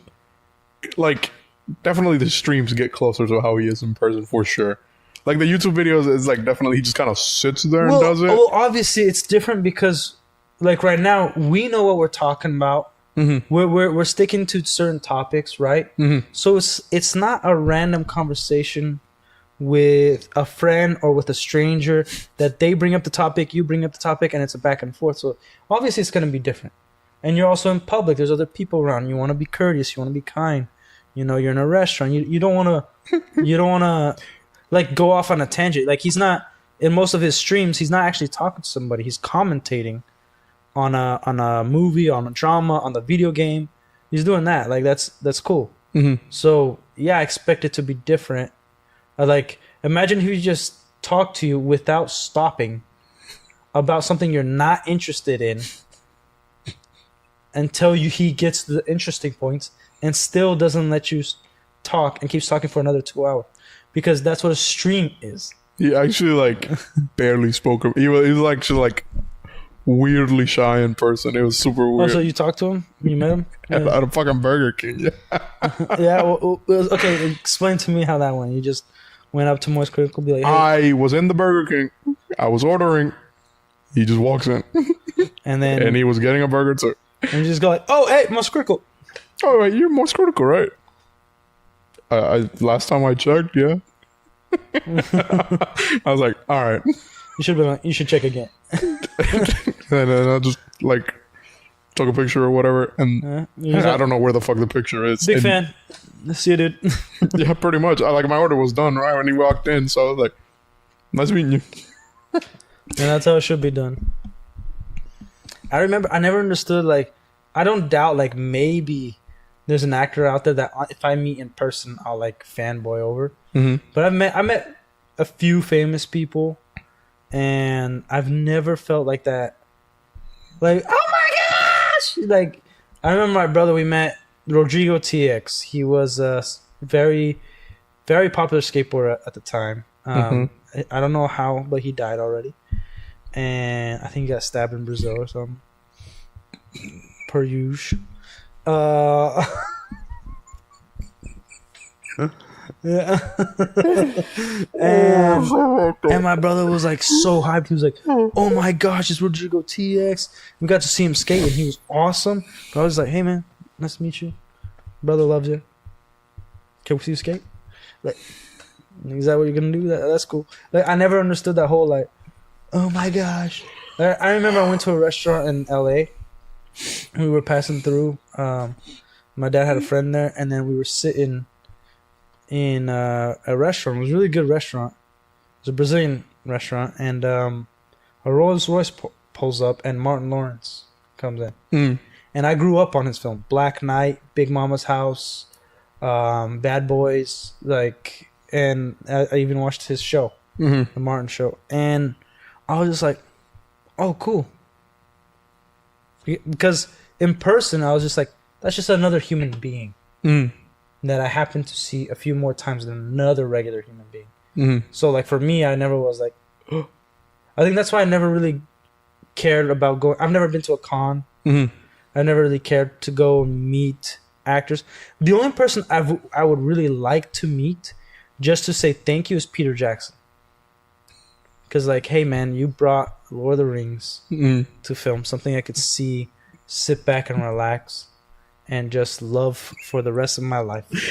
So you wouldn't stab him like the usual Brazilian? Well, he might stab me. Dude, if he stabbed me, I'd ask him to sign the knife. Like, Peter Jackson is awesome. So you wouldn't stab him? There's a funny nerdrotic story. So Nerdrotic owned a comic shop, right? Gary from Nerdrotic, and Peter Jackson walks in and gets a few comics, and he's like, "Oh my gosh, Peter Jackson!" Right? And he thanked him for coming to the store and whatnot, and he didn't ask for an autograph, but he did something. He allegedly did something illegal, where he had he gave the receipt Peter Jackson, and Peter Jackson had to sign it, so he just kept the receipt forever. His signature. So it's like, yeah, I have the signature Peter Jackson, which is awesome. I'd do that instead of writing my usual stuff. A couple of figs on it. I write a lot of figs with an A. I already checked on that. We're good. I could say figs all I want, like mini figs. Or British cigarette. If that makes you feel more But yeah, that's the only person I'd ever want to meet. Yeah, you guys should come down to Bricks and Minifigs where the owner will come.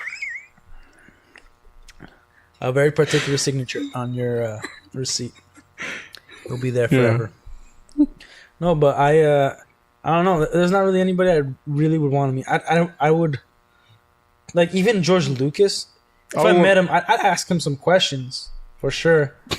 But I'd first like have a caveat. I'm like, hey, look, man, I like you a lot, but I need you to be 100% honest. I don't care about contracts. I'm not gonna expose you, dude. What the hell do you think about this Disney crap and how they're ruining stuff? I want to meet The Rock and ask him how many times does he think he could get stabbed before going down? Once, I'm pretty sure. Why? I think he's gotten stabbed before. So he's built immunity to it. He got that. That's not how it works. My jiu-jitsu instructor was talking about before he did jiu-jitsu. He got stabbed? No, his friend. Him and his friend were walking down the street in Brazil. And this guy... When do you guys not stab people, man? We don't have guns. We got guns now. But like he turned the corner and this guy just stabbed him and took his wallet, and he just like stood there. He's like if that guy stabbed me, we both would have been dead. But he's like at the time when you don't have control of your body, you think, oh, I'll just run. It's like, no, you freeze up. You're like, this is insane. This is crazy. And your friend's just bleeding right there, and you're just like. The guy went away, and then he just picked up his friend and took him to the hospital. Oh my god, that's so crazy. Imagine turning a corner. Yeah. Yeah. Holy shit, that'd be crazy. Oh my god. And like, now I can't stop thinking about your fucking story. My friend that like just got stabbed. The two dudes stabbed. Oh, the two dudes? Did we even say it on the stream? I don't think so. So I was working at GNC. No, I think I did, but whatever. We'll say the story again. Working at GNC, right? And in Utah, right? In Utah, Valley Fair Mall, ghetto-ish mall, right? Well, I go there to fix the drinks. The fridge is right in the front of the store, right? So I go to like fix the drinks. We got a shipment in, and I'm gonna restock a lot of the drinks, right? I fill out the paperwork. I go take a bunch of cases over there, and here's the door. Here's the thing. I'm putting it in, and I just look like that, and I see a guy. He looks like a regular ghetto Puerto Rican dude, and I see a Mexican dude walking up. Also, similar dress, and they just look at each other like this. They just look at each other, and they give the eye like this, like, and then. They don't even say like, "What you looking at?" Nothing. They just look at each other and like, they both grabbing each other's shoulders, like, and I'm like, "Oh man!" And I'm just rolling down as like quietly, and it ain't quiet, just a case, just. And I'm like, "Ooh," and I'm like locking it, trying to lock it, like, yeah. And I just hear it, and I'm just like, "Oh man!" And I just turn on the light. I didn't hear it. Oh, by the way, also another crazy thing. They stabbed each other, right? Just do. And then, from what I heard, the security guard told me the next day, they both got stabbed multiple times and were able to run a few miles in different directions till the cops caught them. Oh my god! Yeah. Dude, they bolted. Like they're leaking and they're just running. And it's like, when the cops? Yeah, and that's the other thing. You think you're gonna call the cops? Like, no, you're gonna get a show as the cops are coming. It's gonna take a while for them to get there, man. And that's like the one mall that needs a cop in there. That's the one mall that needs a cop. Like, come on. And I'm just like,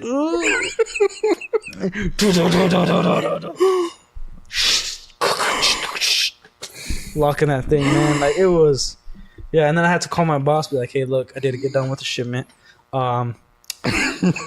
Two guys just They killed had each two other. guys were stabbing each other, and I had to close it because they were stabbing right next to me. I was surprised I didn't get any blood on me because I saw some squirt, and I was like, and my shirt was red too, so I was like, but it wasn't dark red. Yeah, dude, I was like, what? Why? And like, they just looked at each other. They didn't like say a word. And like, dude, like, let's be honest. Like, how are you gonna tell the difference between a Mexican and a Puerto Rican?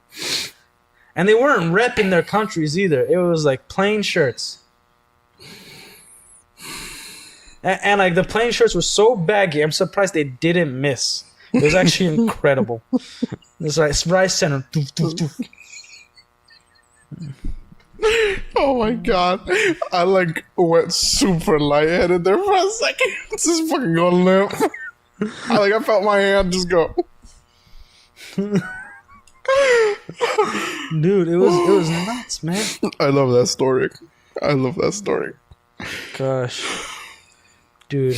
It's just something about seeing people stabbing each other so funny, man. It's just so funny. It's insane. That's what makes it Did I tell? funny. Oh, my dad. He was on his mission in Brasilia, right? And he was they call them splits. So like where he trades companions so that they could check out each other's area and whatnot. Yeah. So he got an American dude who always loved fighting, like big football player dude, right? And the bars in Brazil are outside. They stab him to death or something. Listen. So the bars in Brazil, they're outside. So there's music going, whatever. So they're walking by a bar, heading home. It's getting dark, like, you know, it's a little like bluish gray outside, and he sees these guys in an alley, right? And one guy's pinned up against the wall, going like this, and the other one's just like punching him in his stomach, like, right? And so he goes over there to break it up. My dad's like, "No, dude, don't go." He's like, "No, I got this." He goes. The closer he gets, the guy's got two machetes, and just, and he's like, "Oh." And then my dad just got like, "Let's go." And then like he like comes home and is like, "What happened?" And he's like, "So yeah, I've never seen that." He's like, "Yeah, I told you we should have gone home early." And my dad's like acting like it's a regular day. He's like, "I told you not to do it." He's like, "What do you mean? Is that normal?" Like, yeah. What do you mean it's not normal? We're walking by a bar. It's late. People get mad. He's like, "Get mad? He was killing them." Yeah. Dude. Yeah, I guess. It's like super fucking crazy because I remember before my grandpa passed away, he was like, when I was younger, you know, about your dad's age, we were living out in this house, right, in the middle of our farm or whatever. Somebody broke in, and I didn't have a gun at the time. I wish I could have had one. And he was like, so I went to get the machete I do yard work with. He said the dude grabbed the doorknob and through the window, he took that bitch, clean off. And then the dude falls to the ground, fucking yelling, crying that his hand is missing. All right, and then he tries to run away. Then the dude grabs a rock with his one working hand and tries to throw it at my grandpa. So my grandpa takes his arm clean. Dude. And then he keeps running. My grandpa apparently chased him for a few blocks before he just like collapsed. From blood loss. I was like, what the fuck? You hear about that kid, Great White, like bit his arm clean off, and then this, I think it was his uncle, wrestled the shark and got his arm out, and they got him to the hospital, and they were able to put it back completely, like perfect. Well, whatever that happened to that guy though, because I don't think he even made it to the hospital. He's dead, man. Like he collapsed on the road. Yeah, I don't think your dad's calling the ambulance for that. My grandpa, no, he didn't call it. He's like, "F you." And I'm just imagining a dirt road, and then he just falls on the dirt. It was a fucking dirt road. Okay, yeah. Because apparently they lived near the area, so it was a rural area, right? Just so like the south, kinda, and then it goes dirt road, main road. Apparently, you're definitely in the south. Yeah, there's just crops. So basically, right? And it wasn't even my grandpa who did it. It was his dad. So my great grandfather who fucking just killed this guy. So basically, he's like running, and the dude has like one stub and no arm. So he's like running, and he's like wailing the stub around. And as soon as he makes it right to the edge of the dirt road, collapses face first. Well, at least he doesn't die on the property.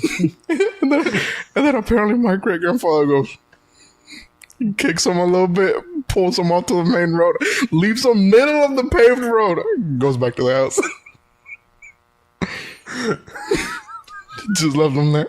And the next day, in the morning, he was still there. Yeah, he did, man.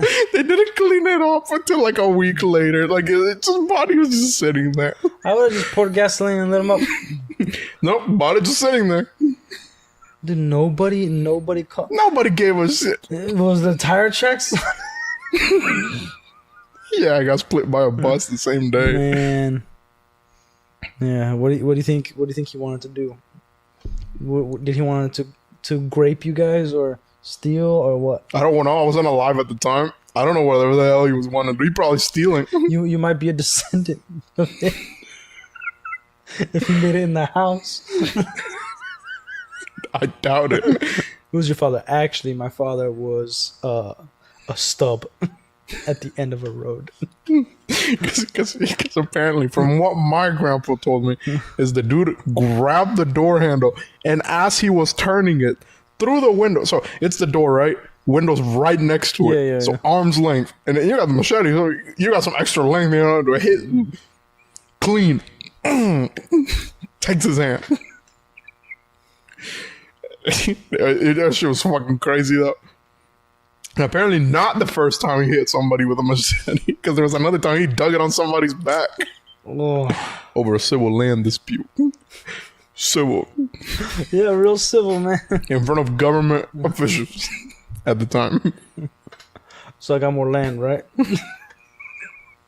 You wouldn't even have pointed at him because the machete was stuck on the dude's back and they couldn't get it out. Just You had to go to the hospital. Right? I got more land. Pick up the dude. Dude, yeah. He would have survived Alien Romulus. Right. Man, I'll tell you what. A place that seems easier to survive is Planet of the Apes because everybody's incompetent as hell in that. Yeah. Alright, I think we'll end the stream there, ladies and gentlemen. Again, we just be chilling, talking about things we want to talk about. Alright? So remember, if you go to Utah and you visit that mall and you see two people don't go to color, that mall. Like they're trying to spice it up, but it's not the crowd you want. Not a single snowflake in sight, if you know what I mean. If you see two people a little darker than I am, you better turn the other way. Like almost every day somebody asked to fight me. And it was because I was in the car and when they're crossing the street, like from the parking lot to the mall, they just decide to look at you and do this. What? And you're just like, nothing, dude. I'm stopped so you can walk. What the freak is this? What's going on?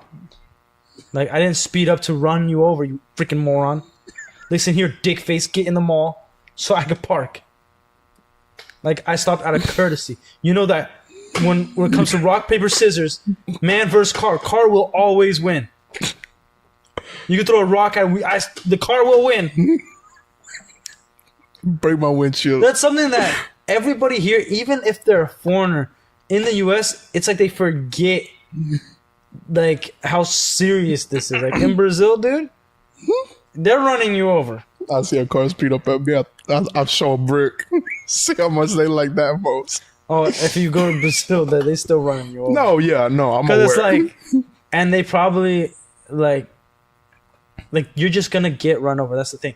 They're probably not gonna go to jail because we use common sense. We don't have the little light thing to like say walk. It's like, no, see if it's red, see what's green, and then make your damn choice.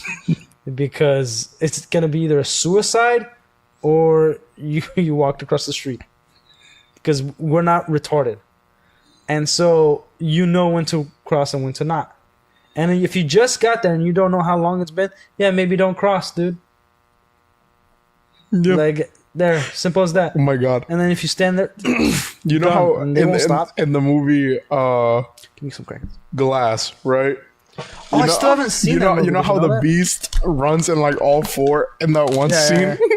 I've seen the trailer. Or What like, reminded me of that when I was a kid was there was this dude crossing the highway as we were going to the airport. As he's like fucking running, he's like dashing through the middle of the street, right? And as he's moving, he just lunges forward and starts running on all fours across the highway. I was like, and dude, surprisingly covering a great amount of distance. Like he has been practicing how to run on all fours because he was like lunging, and then like perfectly, gracefully touching the ground with his fingertips and pushing himself forward. It was fucking crazy. I was like, holy shit. Somebody give this guy a little longer arms and he damn well be a cheetah if he wanted to. Dude, it was so fucking crazy.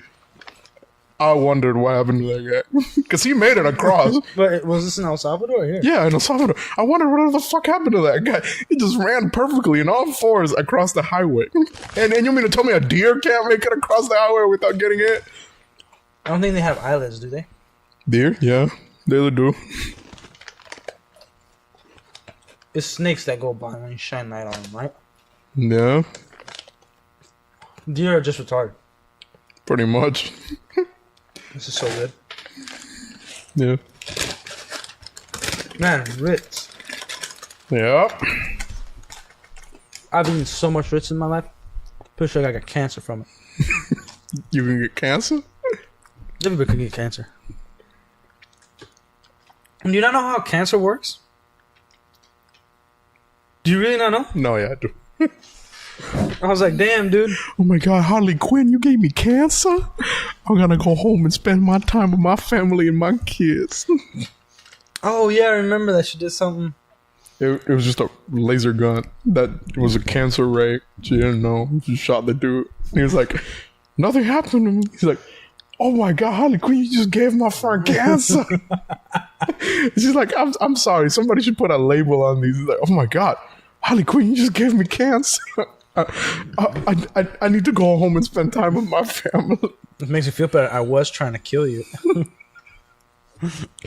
No, like, man. There's so many good stories, dude. I remember. So, here's another story about my mom and dad. Like, my mom and dad, like, they used to write each other, right? Because, like, he lived in a city, like, 20 hours away. Bus ride. And so he used to write back and forth, and then at one point she thought she was dating somebody, and another point he thought she was dating his friend and whatnot. You know, it kind of got convoluted, and then my grandma liked my dad so much, so my mom's mom, that she sent a letter that my mom was not gonna send because she thought he was dating. Because some idiot saw him at a dance dancing with another girl. And I said, that guy you've been writing is dating somebody, even though it's just a dance. Like, he was at a dance. What's he not supposed to do? Like, pee on the wall, mark his territory? What is the freak? Yeah. So he goes, right? And he wants to surprise her. So she is, I think he's, like, in her room in, like, a corner. Then, like, my grandma was like, why don't you go get something in the room? And he has, like, flowers and like a stereo, right? So that he could play the tape, but it isn't working. So when she's in, he's like, tuk, tuk, tuk, tuk, tuk, tuk, tuk. And she's just like not turning around. She knows it's him. He's like, son of a bitch, like, what? And it still doesn't work. She just finds her around. He's like, I was trying to do something. Gives the flowers and talks to her like, you want to go on a date with me, you know, the whole thing. But then he said he was just mad all night because the damn thing didn't work because he had this whole stupid thing planned out. Yeah. That's crazy. And my mom told me, like, yeah, as soon as your dad held my hand, he just wouldn't let it go. I'm like, what do you mean? Well, you know, we were going to movies or whatever. And he was like, oh, here, hold my hand so we can walk across the street. Like, and then, like, they get across the street and she, like, goes pulling him, just like, tightens the grip a little bit, and then they just held hands. Yeah. And he just like, no. Oh, it sounds more normal than what my parents did. They met each other. What do they do? Okay, so they've been friends since childhood, right? Yeah. Like 5. Yeah. Grew up or whatever. Mom never had an interest in my dad for the majority of their life. Yeah. Then her dad says something. He's like, I'm telling you, if you don't take this opportunity, you're going to lose that man.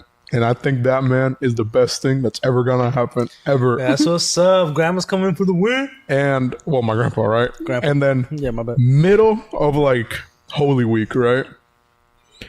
Middle of the church. It's like one of those days they celebrate, so they throw confetti or whatever Did everywhere. your dad stand up and yell? No, as they're coming out of the church, middle of all the people, kneels down, asks her to marry him.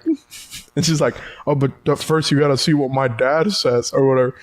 Grabs her, carries her to their house, to my grandpa's house, and goes, can I marry your daughter? He goes, of course you can. And they got married like 2 days after that. Oh my gosh. And been together They since. went from, I don't have an interest in you, to ring and sex in 2 days. Oh no, they didn't have sex in 2 days. No, it was a bit before they had sex. Really? Yeah, because they had to get accustomed to living together. No, as soon as you get married, you take each other's clothes off and you go hard. Again, they never like. My dad apparently always did like her. Never had the balls to tell her. She didn't know. And then No, that does happen to some women. They don't start liking a guy until, like, good women, not the whores that we see around all the time. They don't start liking a guy until they realize that the guy actually liked her the whole time. because he's been helping her family forever at that point, right? Yeah. So it was like, yeah, pretty much just happened. My cousin had a professor that has even worse story. Like not that that's a bad story, but he has a kind of a crappy story because he was on college campus when he was in college. So my friend's professor, and he walks up to this girl, never seen her in his life. They eventually get married, but his pickup line was, "Hey, nice shoes. Want a F?" And he did not elaborate on what happened next, but they ended up getting married, I think, 4 months later. That's how, like, he introduced himself. "Hey, nice shoes. Want an F?" Have you ever read the book Rich Dad Poor Dad? Yeah. Oh, maybe it's not in that book. Maybe it is. There's like a part in one of Robert Kiyosaki books that he and I read this book when I was 11, where like he had this friend that he would always go to the bar with him. Mm-hmm. It might have been a different book. I think it is a different book. And it was like Secrets to Finance or something. And he would say this friend, he's never seen so many women smack him in one night. This guy got smacked all the time. And eventually, but he always went home with a girl. And he all he would do, he would cut all the chit chat. He would just go up to the girls like, "You want to go have sex?" And that's it. And they'd smack him and leave. And then he eventually, but he always went home with a girl. And then he just went up to him one night. He's like, "Look, man, you keep striking out. These girls are smacking you. And like, so why do you keep doing this?" Because eventually one of them will say yes. And I get to pick who I want to talk to. I don't have to buy them drinks. And I don't have to like do all this work. So one of them will say yes and I get what I want. And it was foolproof. He had to endure some pain, but it worked. He's like, "Dude, we're going to a bar. What kind of women do you think are in here? Like, this ain't a church group." Fair enough. It was insane. Good little story, but that's insane. But I kind of like your parents, so that's kind of cool. If only it was like that. Yeah. Yeah, I wish that was you, huh? Dude, crazy. Knowing her from when she was 5 and he was 3, because she's 2 years older than he is. Oh, yeah? Yeah. And My wife is almost 2 years older than me. Oh no, actually, a year and a half older. Yeah, it's almost 2 years. Mm. Yeah. Want each other forever. And then in the month, okay, so they didn't like get married by like the city until they knew I was gonna be born. Like they got married by the church before by the city. So they could still they get divorced. when they got married by the church, Mm-hmm. they like dated for like I find it months. I find it interesting here in the US that like it could count for both. You can if you marry by the church, it also counts legally. Like, yeah, because you can sign the paperwork in there. Yeah, so. yeah. I do like that it's separate. Because then it removes church and state, you know. And like they dated for months. Then a month before I was born, they were like, all right, now we can sign the paperwork. Because, you know, he's okay. He's going to be born. Yeah. And like, yeah, you know, we can start all this. Damn. That's crazy. Yeah. My parents, I think, in a matter of 3 months from getting to know each other, dating, they were engaged and they got married in 6 months. I think 4 months they got engaged and then got married in 6. Damn. Yeah, and my uncles were relentless. Like my dad didn't really have a car when they got married, right? So my uncles, his 2 brothers, who are older than him, and he's the youngest, so he has 2 older brothers and an older sister, right? And he's the youngest. So they take him to the hotel or whatever, and you know, my mom and dad, like, they're ready to go. They're ready to get down. And my uncles just go in there and like, oh, this is a pretty good room. Like they go and like lay in the bathroom, like, oh, you know, this is really nice, really big, spacious, you know, like they're just effing around just to get them pissed. And my dad's just like, just get the F out. I want to kill you guys. Because like they just want to have sex. And like they just wouldn't stop. Like, man, this is a good view, you know. Yeah, you know, you have a good time. Yeah, you ready? And like, and he's like, can you guys just leave? Like the wedding's over. Like we just want to make sure little brother's okay. You know, like look how spacious this bathtub is. It's like, I would like to use it. Get out. So they were just like effing around, as brothers do. Yeah. You know, I did not go to my brother's wedding. Why? I was on my mission. Oh. But at the time, I didn't. I love her now, but I wasn't a fan of his wife at the time, and it was because of my immaturity and stuff like that. Yeah. But yeah, like, but I'm like, she's the best thing that's ever happened to him, man. The best thing that's ever happened to him, for sure. Become a very good man from her. Yeah, went through their ups and downs, you know, like, as all couples do, and she's like really held him up. I very much like respect her for that, because it's like, yeah, everybody's got their thing, but everybody's also got a limit too, and you know, I've done things I'm not proud of. I know a lot of people done things that they're not proud of, and like nobody's perfect, but she went through a lot, and so did he as well. But like she really, you know, made sure that he's, you know, he keeps going. Mm-hmm. Like he keeps going because of her. So it's nice. It's good. Yeah. It's good. Kind of wish I did go to their wedding though. But they were like so horny at the time that they couldn't wait another 4 months or whatever, however long, 5 months for me to come home. It was just 5 months later. I would have been home. But no, someone got to get their tip wet. Can you blame the guy? Anyways, guys, this will be the last thing for tonight's show. We expect to see you guys here Wednesday and Thursday, right? Yep, Wednesday and Thursday. So Yeah. we'll hopefully have something to talk about again that day. We always If got not, some to talk about. we always throw shit. So But yeah, like, and again, we're gonna talk about what we're interested in. I know that, like, for instance, we talked about Deadpool & Wolverine like a week after it launched and everything, but we're gonna go at our own pace.